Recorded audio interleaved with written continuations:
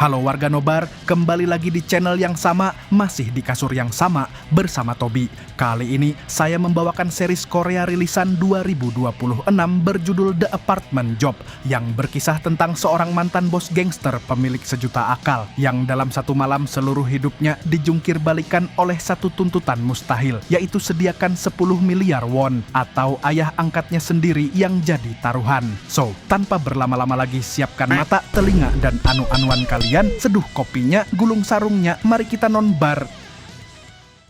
Berlatar di Seoul masa kini, saya kenalkan kalian dengan Park Hae Kang, seorang pria berpenampilan rapi yang tiap pagi menyeduh minuman mahal lalu turun lift bak eksekutif paling mapan di kompleks apartemen raksasa itu. Dan di lift itu, pada layar yang tak dipedulikan siapapun terselip istilah penggunaan dana perbaikan jangka panjang. Sampai di kantornya, Haka niaga tampilan korporat bersih itu cuman topeng. Sebab di balik ruang rapat besar, ada jalur rahasia menuju rumah judi gelap alias arena judi kelas kakap. Jadi paginya, ia disambut bak direktur terhormat, padahal yang ia kelola meja judi.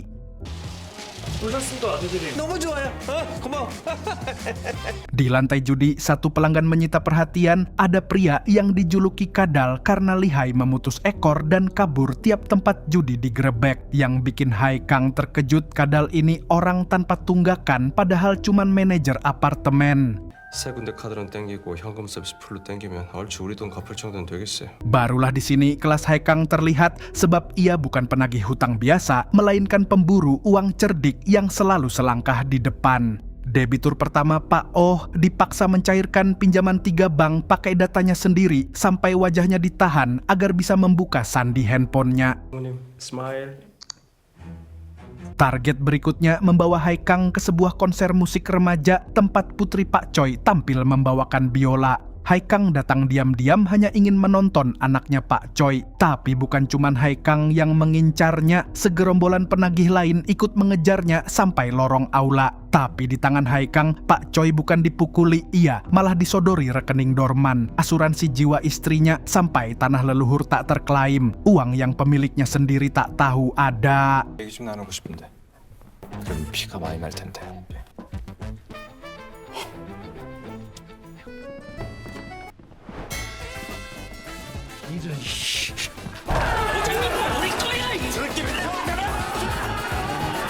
Sementara kita memperkenalkan pembohong kedua, yaitu Kang Hari, perempuan tangguh, kompetitif, dan pandai berperan yang membuka jasa peran sewaan, bahkan sanggup menang lomba lari di pekan olahraga anak demi kliennya. Masalahnya, Hari gagal ujian advokat tapi tak sanggup mengakuinya, sehingga di depan kakaknya, Hajong, ia terus berpura-pura sudah bekerja di firma hukum ternama. 언니 있지. Dan tepat saat ia hendak berkata jujur di rumah, kakaknya justru lebih dulu menghadiahinya jas mahal, kebaikan yang malah bikin ia kian tak sanggup mengaku. 딱 맞는 정장 하나는 있어야 될 거 아니야.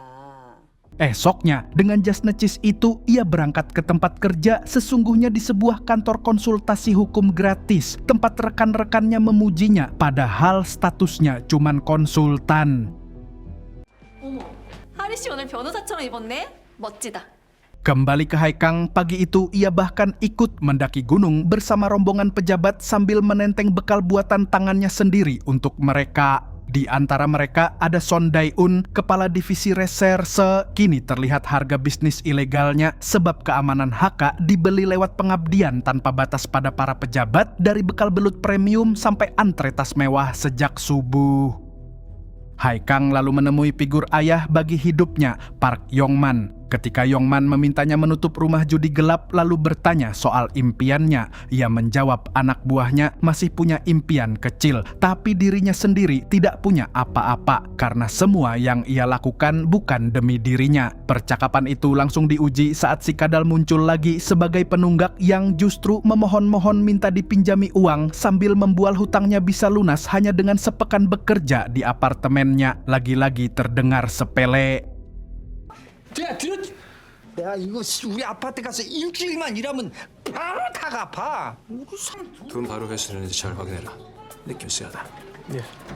Berpindah ke kantor pengelolaan apartemen True Value, kita masuk ke arena yang sesungguhnya diperebutkan. Di sana, pemilu wakil gedung sedang disiapkan, sementara sang manajer diam-diam menekan seorang pegawai yang ternyata Hajong sang kakak Hari untuk meneruskan sebuah tugas rahasia yang ia tolak. Belum reda, penghuni Pokal yang kita sebut Bujang datang menggebrak meja mempertanyakan kenapa dana perbaikan penghuni dipakai 365 juta won tanpa persetujuan, protes yang tanpa sadar menyalakan lampu di atas brankas. 장충금에서 누가 갖다 쓰래? 장충금은 원래 이럴 때 쓰는 우리 장 여사님은 참 Di sela ketegangan itu, seorang penghuni berkacamata mampir mengantar bingkisan untuk para staf, sosok ramah yang tampak sepele tapi dihormati para staf yang lain. Karena saya curiga dengan sosok ini, saya minta kalian ingat wajahnya. 저 선물 들어온 건데 제가 다 못 먹을 것 같아서. 잘 먹겠습니다. Dari politik kecil apartemen, cerita melompat ke kebun pinus tempat berkumpul jaringan elite bernama One Club. Isinya jaksa agung, hakim agung, sampai pimpinan media. Dan yang mereka bahas bukan hukum, tapi cara memastikan calon presiden titipan mereka menang. Kok seperti Fufu Fafa dan pamannya. 제가 김 대표 가능성 있습니까? Ke lingkaran inilah datang komisaris polisi Kwak Ju-kwon yang mengemis ingin bergabung, tapi malah dipermalukan dengan satu syarat dingin. Dari rasa malu Kwak yang asetnya tak sampai 2 miliar. 이 개혁을 몸소 실천하신 우리 검찰총장님 역시 제가 가장 존경하는 Di kantor, Son Dae-un lalu memberi Kwak jalan pintas dengan cara memeras orang yang tak berani protes meski diperalat habis. Dan ia sudah punya nama Park Hae-kang, si serba bisa yang mampu mengadakan uang dari ketiadaan. Maka masuklah Son ke kantor HK memuji sejenak sebelum menjatuhkan tuntutannya. Hae-kang yang bertahun-tahun menyuap orang ini tentu mengira itu lelucon, sampai Son menegaskan cicilan seumur hidup itu harus lunas sekaligus, lalu pergi dengan ancaman dingin. 박 대표 우리가 뒤봐줘서 그동안 돈 많이 모았잖아. 내가 지금 농담하는 걸로 보여? 농담이 아니라는 거 보여줘야 되겠다. Hari berikutnya, ancaman Son bukan gertakan, melainkan operasi rapi yang menghancurkan seluruh tim dalam sehari. Rumah judi gelap digerebek dan anak buah dijerat kasus karangan satu persatu. Ada yang dituduh memukul di jalan, ada yang dipaksa menerima hasil tes alkohol padahal tak minum. Ada yang dijebloskan atas tuduhan merekam diam-diam padahal ponselnya cuman berisi foto roti. Puncaknya, Yongman yang tercatat resmi sebagai pimpinan HK ikut ditangkap. Malamnya, Hae-kang mendatangi Son dengan seluruh uang yang ia punya, tapi itu cuma cukup menebus anak buahnya. Untuk tuntutan utama, Son memberi tenggat 3 bulan sambil menahan Yongman bukan sebagai tahanan biasa, melainkan jaminan hidup seharga 10 miliar. 나도 보험 하나는 있어야지. 박용만이는 1억이랑 맞교환하는 걸로. Untuk paham kenapa Kaesang Hae-kang rela mempertaruhkan apapun demi orang ini, mari saya ajak warga Nobar mundur 20 tahun yang lalu. Dulu ia atlet muda berbakat dengan kamar yang dipenuhi piala, sampai suatu hari penagih datang membawa surat utang ayah kandungnya dengan jaminan dirinya sendiri. Di tengah hujan saat Hae-kang dengan marah mendatangi ayahnya di tempat judi. Tapi setelah itu dia dibuang ayahnya dan menjual masa depannya. Saat itu seorang pria menghampirinya dengan satu tawaran yang mengubah seluruh hidupnya.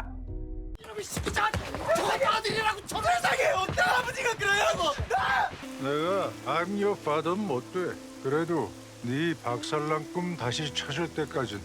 Kembali ke masa kini, di ruang kunjungan tahanan, Yongman justru menyuruh Hae-kang berhenti mengurus dirinya dan mulai hidup untuk diri sendiri. Tapi bagi orang yang seluruh hidupnya dibangun di atas utang budi ini, jawabannya cuma satu, tegas tanpa ragu.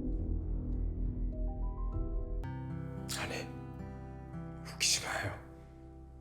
Merasa masalah ini terlalu berbahaya, Hae-kang melindungi timnya dengan cara paling menyakitkan, membubarkan mereka. Tapi salah satu dari mereka menyebut hubungan mereka tak lebih dari atasan dan karyawan. Namun Hae-kang tetap membubarkan mereka dan tim pun pergi dengan berat hati.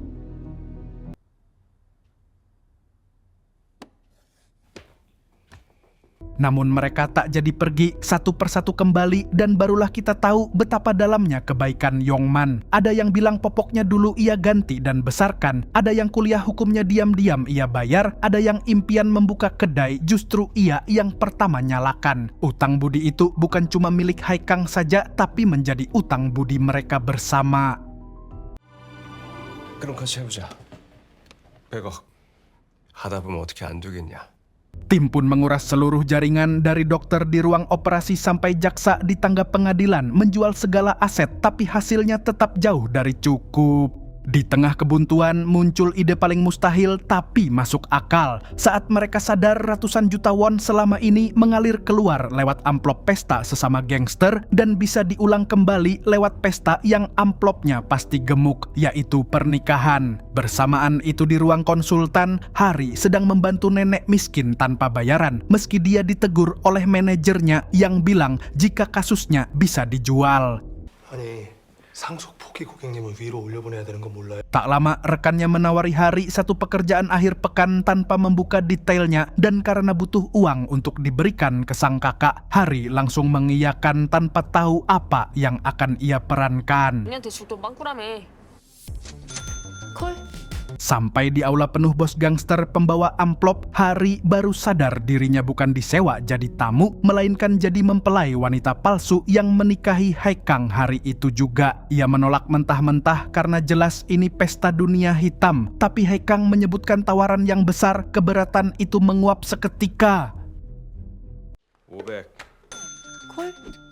Maka jadilah upacara paling konyol, lengkap dengan lagu dari anak buah dan tamu yang berteriak minta keduanya adu congor. Disinilah kecerdikan mereka bertemu. Haikang akan memberi tambahan 2 juta. Setelah selesai, Haikang ternyata menaruh jempol di bibir agar dari sudut lain terlihat mesra tanpa benar-benar menyentuh bibirnya. Usai Hari menerima bayarannya, keduanya sepakat sama-sama tak sudi berurusan lagi. Ditutup satu sindiran khas Hari.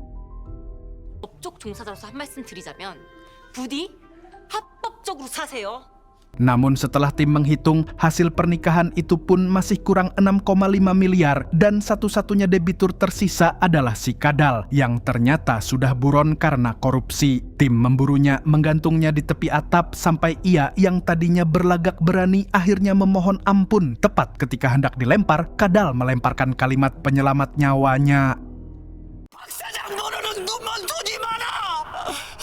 내 잠바 안주머니에 통장이랑 수첩 있어. Dari saku jaketnya keluar buku rekening berisi pengakuan mengejutkan bahwa Kadal menggelapkan 4 miliar won hanya dari apartemennya yang berisi 1.200 unit lewat penggelembungan biaya, pengaturan tender, dan pos anggaran yang tak pernah diperiksa penghuni. Dan disinilah semua kepingan menyatu, sebab kalau 1.200 unit saja bisa 4 miliar, maka nilai sebenarnya hampir 10.000 unit secara teori bisa 10 miliar. 우리 아파트 겨우 1,200세대야. 100억도 해먹을 수 있다고. Dan di atap itu, sambil menatap lautan gedung dengan kembang api meletup di kejauhan, wajah Haikang berubah dari ragu menjadi yakin. Layar informasi lift yang tadi ia abaikan di pagi pertama kini menemukan jawabannya, sebab apartemen itu bukan lagi tempat tinggal di matanya, melainkan satu-satunya jalan menyelamatkan sang ayah.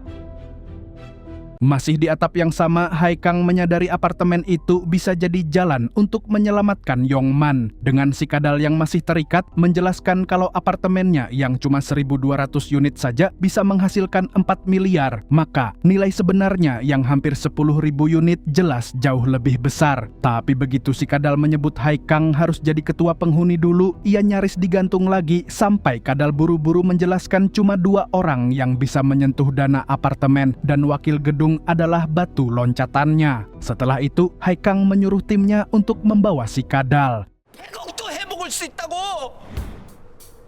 이 아파트에서 100억을 해먹을 수 있다고. 박 사장이 이 아파트 회장이 되면 아파트 관리비에 접근할 수 있는 사람 딱 2 사람. 아우로는 아니다 이제. 가만 있어. 박 사장, 내 말이 맞지?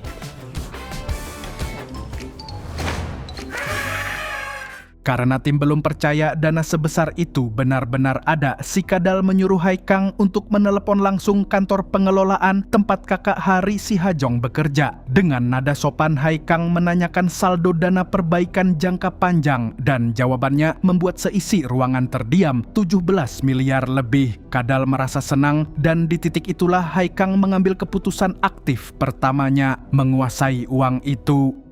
178억 5,742만 원 있습니다. 그게 1억이 아니었습니다. 178억 5,742만 원이 진짜 있다. 우리가 지금부터 접수한다.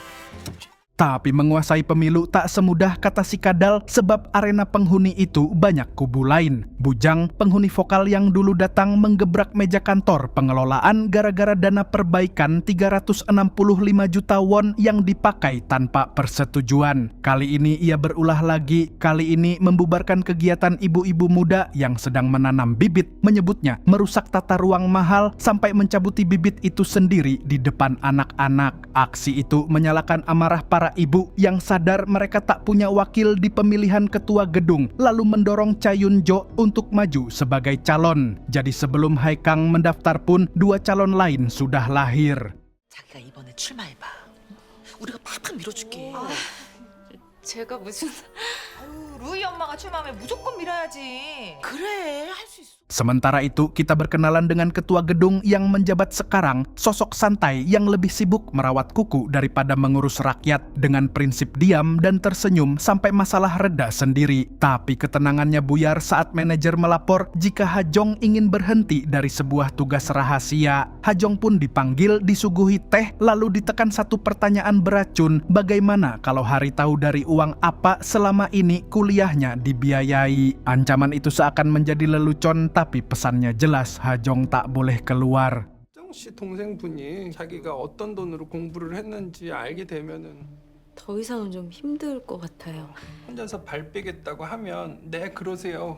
그럴까요? Kembali ke markas, Kadal berubah jadi guru dadakan. Ia tunjukkan berita penggelapan 4 miliar yang pelakunya dirinya sendiri, lalu menjelaskan kenapa aksi itu lolos karena kerugian per unit cuma sekitar 30.000 won sebulan, terlalu kecil untuk diributkan. Dengan hitungan iuran dikali hampir 10.000 unit, sampailah ia ke angka 17 miliar. Tapi ada kuncinya, dana cuma bisa cair dengan 2 stempel, yaitu dari ketua dan manajer. Rencananya jadi wakil gedung, menang jadi ketua, rampas stempel manajer, lalu kabur sebelum 3 bulan. 자금 집행에 필요한 게 회장하고 관리소장 도장이. 일단 박 사장은 동대표부터 접수해. 동대표가 되면 자동적으로 회장 선거에 나갈 수가 있어. 다 찍어서 현금 다 인출해가지고 해외로 싹 날르면 끝이야. Dan di kamarnya, Haikang menghitung sendiri semuanya. Dana apartemen yang 17 miliar lebih itu ditambah uang tim mereka. Angka yang menurutnya sudah lebih dari cukup, bukan cuman untuk menebus bos Yongman, tapi juga mewujudkan impian kecil anak buahnya.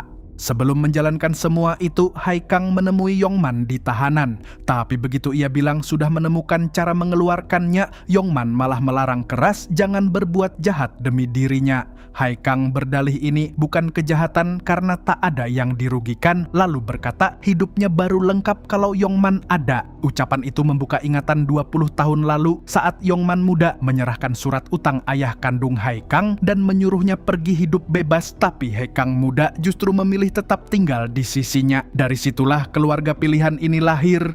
우린 이제 네 엔드다. 이제 가. 험한 일 하지 말고. 여기 있고 싶습니다.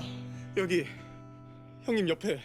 Pulang dari tahanan, Haikang disambut keributan di pintu lahan parkir. Sebuah mobil sport merah memblokade jalan karena pemiliknya ngamuk ditempeli stiker parkir sembarangan.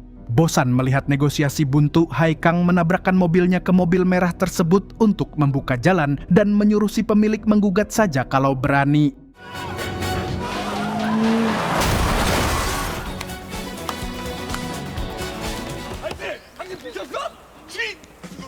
아니 그리고 이거 얼마짜리인 줄 알아요? 고소를 하든 신고를 하든 마음대로 해. 경찰이 오면 뭐 별거 해줄라나? Disinilah masuk sosok yang wajib kalian ingat, yakni Lee Chung Won, penghuni gedung nomor 123 yang ternyata pria berkacamata memberikan bingkisan pada para staf kemarin. Ia menggoreskan sendiri mobil merah itu, mengakui lalu membalik keadaan dengan membongkar harga asli mobil dan mengancam gugatan balik lewat 12 pengacaranya. Si pemilik menyerah dan 2 orang dari gedung berbeda ini saling menghormati.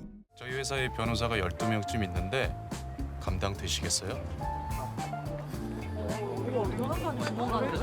123동사는 이충원입니다. 114동사는 박혜강입니다. 차는 최종적으로 제가 망가뜨린 거니까 저희 비서가 다 처리할 겁니다. 선생님 차는 제가 처리해드린 거 맞습니다. Di sisi lain kota, Hari membicarakan saat menyamar sebagai pengantin sewaan dan sampai berciuman, mengakui pada rekannya bahwa bayaran pernikahan palsu cuman menambal sebentar. Rekannya menyuruh Hari jujur pada Ha Jong, tapi ia tak sanggup mengecewakan kakak yang membiayainya 10 tahun. 강아지 실망하는 얼굴 나 못 보겠어. Ironisnya, di saat yang sama, Ha Jong justru sedang duduk sendirian di halte bus, terngiang tekanan sang ketua yang tak sungguh-sungguh melepasnya. Lalu Hari datang turun dari bus. Malam itu justru Ha Jong yang lebih dulu bicara, minta mereka bertukar peran karena ia ingin berhenti sebelum jadi makin jahat dan mengejar mimpinya jadi koki pastry. Hari hampir mengaku gagal tapi tak tega dan malah berjanji akan membantu, lalu panik sendirian. 이제 내 차례 하면 안 될까? 네가 나 좀 도와줘. 너도 이제 네 인생 살아. 내가 팍팍 밀어줄게. 고마워, 하리야.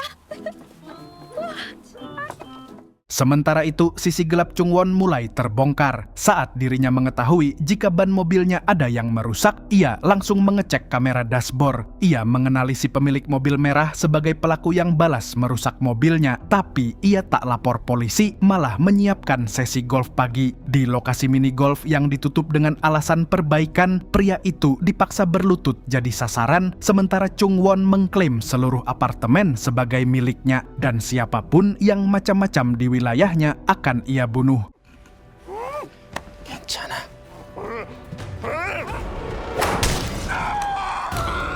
Konflik-konflik tadi itu meyakinkan Bujang bahwa apartemen sudah kehilangan akal sehat. Maka di rumahnya yang penuh foto kontes kecantikan, ia berpidato pada bunga kesayangannya. Wah, nyawit nih orang. Lalu mengambil formulir pencalonan, bahkan memarahi anaknya demi menjaga citra sebagai calon ketua gedung.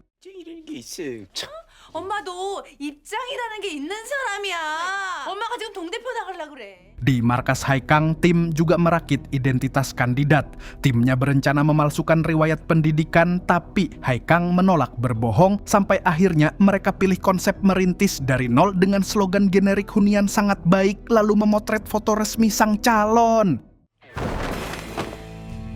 대표님 스튜디오 준비됐습니다. 하나, 셋. 좀 내려. 장충금 접수하고 여기를 뜬다. Kemudian saat Haikang sampai ke gedung untuk mengumpulkan pendaftaran, muncul ganjalan tak terduga. Ha Jong yang menerima berkasnya menyadari Haikang tinggal sendiri, padahal calon biasanya kepala keluarga. Haikang langsung menarik berkasnya, berjalan melewati taman penuh keluarga, dan sadar 4 pria tak jelas yang tinggal bareng dirinya mustahil dipilih. Ia pun menekan kadal yang mengakui memang tak pernah ada ketua yang hidup sendiri. Saat Haikang dan timnya kebingungan, solusinya datang tanpa sengaja. Sebuah bingkai foto pernikahan palsu dikirim ke hotel yang membuat Haikang langsung memerintahkan timnya merekrut perempuan di foto itu, Hari, sebagai istrinya. 우리 가족의 와이프로 섭외한다. Tim melacak Hari sampai ke firma hukum We Partners. Tapi begitu bertanya ke resepsionis, ternyata tak ada pengacara bernama Kang Hari di sana. Haikang justru menangkap petunjuk lain, sebuah papan layanan konsultasi hukum gratis tempat Hari yang sesungguhnya bekerja. Di meja konsultasi itulah Haikang menyaksikan langsung watak Hari. Seorang klien cabul datang malah menyalahkan korban. Hari menunjukkan rekaman CCTV, tapi si pelaku tetap ngeyel. Kesabaran Hari habis, ia berkata kasar dan melayangkan pukulan. 뭐가 억울해 이 변태 새끼야! 변태 새끼! 너 같은 놈은 좀 맞아야 돼! 이 쓰레기 성추행 잡아봐! 이렇게 풀스윙으로 법과 여자를 모독하는 정신머리를 갈겨주는 거다. 이 새끼 또 뭐야? Tapi amarah itu berbuntut, Hari ditarik manajernya ke ruang rapat dan dipecat hari itu juga, bahkan kutipan pasal ketenaga kerjaannya tak mempan karena ia berdebat di firma hukum.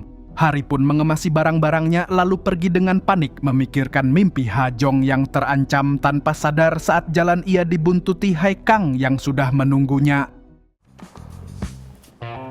기다리고 있었습니다, 강아리 씨. Mereka duduk berhadapan, Hai Kang mulai menawari Hari jadi istrinya selama 3 bulan. Hari menolak keras, curiga uang itu uang kotor dan bertanya apakah Hai Kang adalah gangster, dan Hai Kang mengakui jika dirinya mantan gangster dan memberi jawaban bahwa uang tak punya kasta, uang hanyalah uang. Ketika Hari akan pergi, ucapan angka 100 juta disebutkan oleh Ha Kang, dengan 30 juta ditransfer detik itu juga keberatan Hari pun langsung runtuh. Ia membayangkan itu bisa menyelamatkan mimpi Ha Jong dan ia sepakat.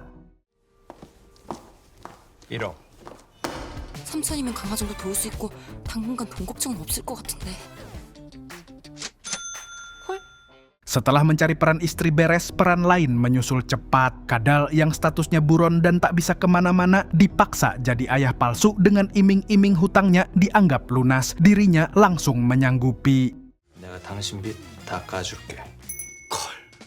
Tinggal peran anak yang kosong, pilihan jatuh pada Gyeongbuk, anak kandung Gyeongnam yang tinggal bersama neneknya di kampung. Bukan asal pilih, sebab anak itu memang sudah kenal dan sayang pada Hai Kang, memanggilnya paman dengan riang lewat panggilan video. Hai Kang pun membujuk Gyeongnam dengan janji manis Gyeongbuk akan disekolahkan di TK Inggris, biar cita-cita sang ayah menyekolahkannya sampai Stanford tak cuma mimpi. 경북이 영어 유치원 보내자. Dengan semua peran terisi, proyek keluarga palsu resmi dimulai di sebuah studio foto. Si Kadal tampil bergaya seniman pensiunan demi memikat nenek-nenek. Gyeongbuk berlari memeluk pamannya dan setelah sempat dikira kabur membawa uang muka, Hari akhirnya datang dengan dandanan yang menawan. Hari kaget mendadak punya anak dan ayah mertua, tapi lucunya si Gyeongbuk malah langsung suka pada Hari dan menempel padanya. Fotografer pun bersusah payah menata gerombolan orang yang menyamar ini agar tampak seperti keluarga 3 generasi sungguhan. Dan saat jepretan terakhir, Hai Kang menatap hasilnya dengan satu tekad bulat. Usai sesi foto, mereka pun berjalan beriringan keluar melewati taman kompleks. Satu rombongan yang aslinya gerombolan gangster kini tampak persis keluarga besar sungguhan.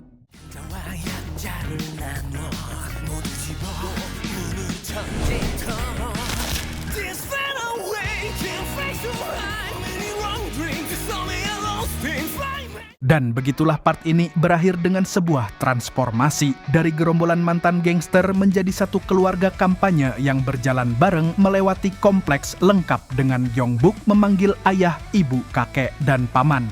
Rencana sudah matang, keluarga sudah jadi, kini yang tersisa cuma satu, memenangkan suara penghuni. Di episode berikutnya, 3 calon akan bertarung dan tim Hai Kang mulai menyusun serangan untuk lawan terberatnya. Sanggupkah keluarga palsu ini menang? Kita bongkar di part berikutnya. Saya Tobi, dan seperti biasa, Burung Kuntul pamit undur diri.